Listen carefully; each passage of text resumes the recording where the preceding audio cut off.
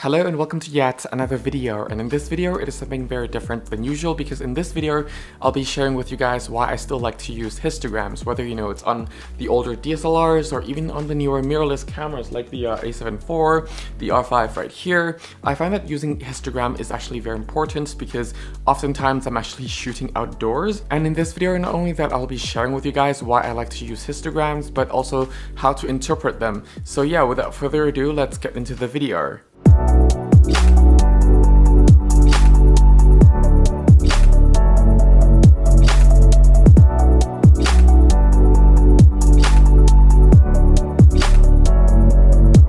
So more modern DSLRs and also mirrorless cameras tends to have pretty much good screens built in already, and a lot of times you can actually judge the color accuracy more or less quite accurately and also the exposure wise as well. But there are also a lot of situations where you can be in like certain lighting conditions where the environment might be a little bit too harsh to judge your exposure or your color accuracy. So that's where histogram actually comes in. And of course, in a lot of cases, you can still argue that, nowadays the screen of different cameras are good enough to be, judged on whether it's with the exposure accuracy or the color accuracy.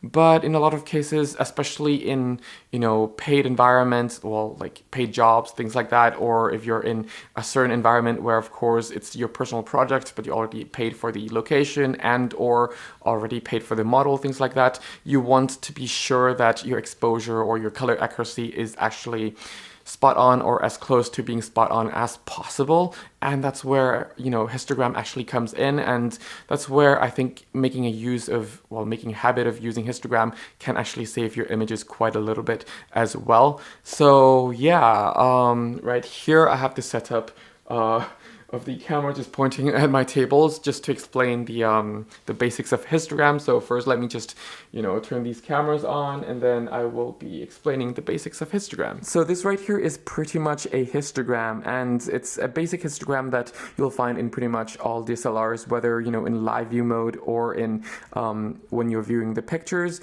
And of course this is just showing you live view, and just to prove that I'm just going to wiggle my hands in front of the camera. And of course, the histogram actually wiggles with it as well. And it's pretty much a graph value that contains the luminance value and also the pixel count value right here. And essentially what you need to know is this side here is pretty much the darker side, and this side here is the brighter side. So as more to the right you go is the brighter side. Whoops.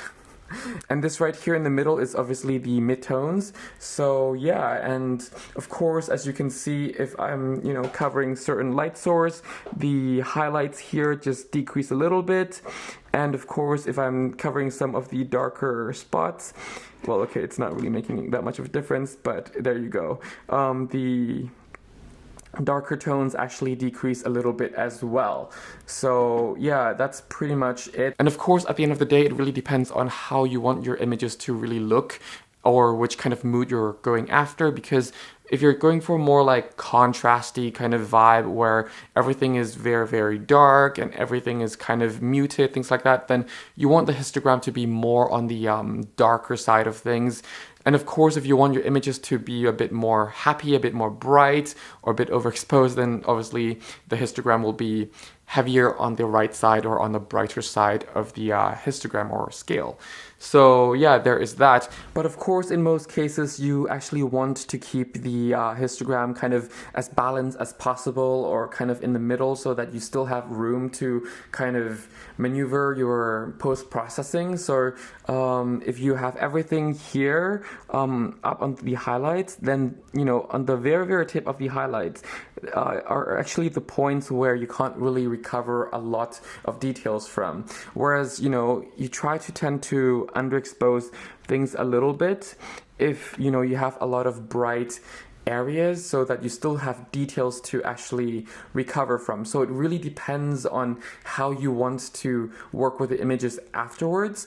And yeah, just experiment a little bit. But of course, in most cases, when the histogram hits really, really dark over here, especially when it's touching this part of the graph right here, then in most cases, it's really hard to recover very clear details from that. But it's always better to have have, you know, an underexposed images or image result rather than an overexposed one, simply because if it's overexposed, it's even harder to recover those highlights areas, whereas it's still very easy, well, not very easy, but easier to recover from the shadow areas. So yeah, of course with noise, but there's still AI, or there's also just simple noise reduction feature that you can actually use in Lightroom, for example, or in many other editing softwares. So yeah, there's that. But of course, with older DSLRs that doesn't have live view feature, you still can go into the playback menu and then, you know, enable the histogram, and then you can still judge your exposure from the histogram in the playback menu as well. And of course, not only that you'll be getting your exposure histogram, but also you'll be getting your color histogram as well, depending on which camera you use, because a lot of older cameras may not actually have the color histogram, but there are still some older cameras that actually have the color histogram, so you can actually judge the red, the greens, and the blues much more accurately as well. And it actually is a huge benefit, especially when older cameras, like, you know, the D70 that I was holding earlier, this screen isn't really that good, especially if you're holding it at a certain angle. So yeah, that's it for this video. I hope you can actually gain something from this video or take something away from this video. I hope it helps you somewhat and encourage you to actually use histogram a little bit more. Of course, nowadays the displays on you know, more modern cameras are more accurate and are able to display the images better in, you know, bright lighting conditions. But a lot of times, if you just want to be more accurate, or judge the images more accurately, then histogram is still a very nice and accurate way to judge your images. So yeah, if you have any questions, any suggestions, feel free to also leave them down in the comment section below. Otherwise, I thank you very much for watching. If you need a free photography guidebook, it's absolutely for free on my website. Just click the link down in the description section below. I will not bombard you with any newsletter nonsense. And of course, my online courses are finally online, and there's still more coming, and there will definitely be some free ones coming as well by early next year.